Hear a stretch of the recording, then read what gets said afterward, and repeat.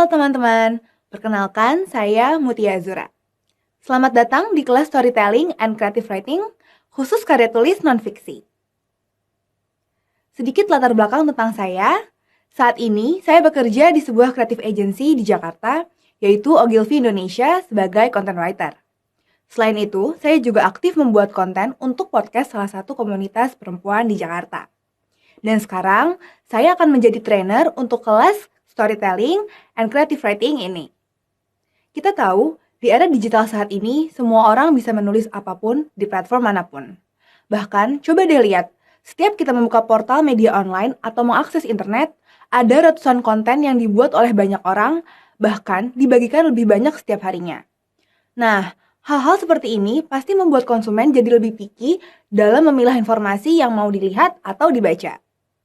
Di internet, orang-orang bergerak dengan cepat dari satu website ke website lainnya.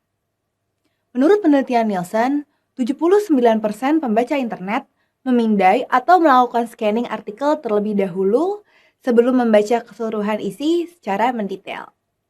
Mereka akan memindai secara vertikal, kemudian ketika menemukan kalimat yang menarik, barulah mereka membaca secara horizontal.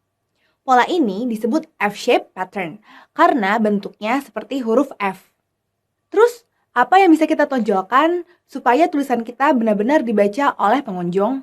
Ya, dengan menggunakan kalimat-kalimat yang menarik minat pembaca.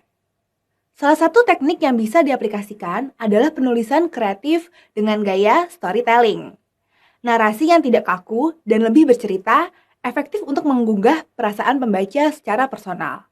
Apalagi jika disisipkan dengan kalimat-kalimat penggambaran, imajinasi pembaca dapat ikut bermain di situ. Siapa yang gak mau tulisannya diingat dan meninggalkan kesan bagi pembaca? Karena itu, penulisan kreatif dengan gaya storytelling sangat tepat untuk kalian gunakan. Selain itu, kalau informasi yang teman-teman selipkan dalam cerita dapat menjawab pertanyaan pembaca, memiliki kedekatan, atau mungkin sesuai dengan pengalaman pribadi, pasti pembaca akan lebih cepat tertarik.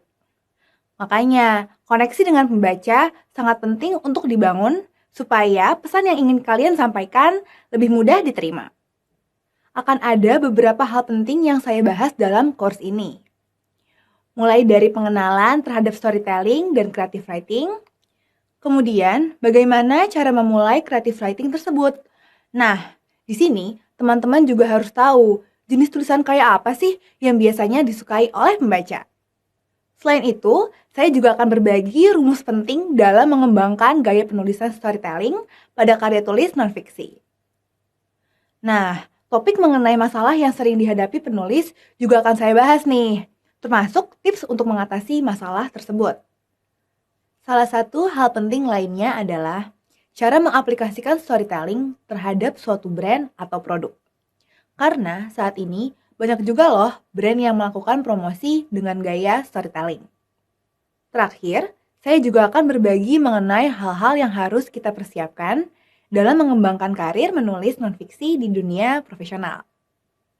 Jadi, dengan menyelesaikan course ini, saya berharap teman-teman dapat lebih paham bagaimana cara mengaplikasikan gaya atau teknik penulisan storytelling dan creative writing dalam tulisan non-fiksi kalian. Supaya informasi yang ingin disampaikan untuk pembaca bisa mudah diterima karena lebih menarik dan memiliki hubungan dengan pembaca. Jadi, tunggu apa lagi? Yuk langsung aja kita mulai pembahasannya di video selanjutnya.